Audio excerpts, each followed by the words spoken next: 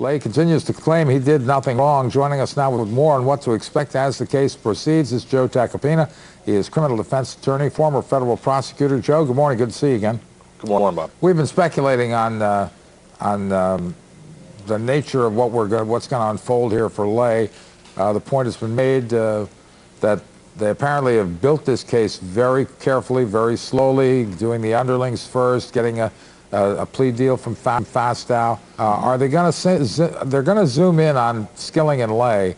Apparently, there's a report they maybe tried together. I was saying that if I were Lay's attorney, I wouldn't want to be sitting at the same table with Skilling. But what do you think happens here?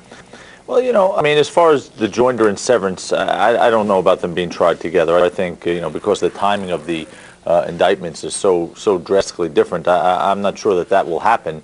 But what I think is going to happen here is basically there's going to be, the case is going to come down to Kenneth Lay's actions around or about August 2001 when he sort of took over for Skilling as CEO again. And you know, while he was out there making statements, this case is going to hinge around the statements, the public statements Clay made about Enron and the optimism investors should have in Enron as he was doing a $100 million stock dump. Now, if a jury, because this will eventually probably go to a jury, if a jury believes that his nearly $100 million stock, dump was based on some debts he had to clear up, as his attorneys have suggested, and there's nothing untoward about that, well, then that's an explanation as to why he did it, and doesn't mean he was necessarily fabricating the optimism he had when he said to investors, Enron's in good shape. This case will also hinge on the testimony of, as you mentioned, Andrew Fastow,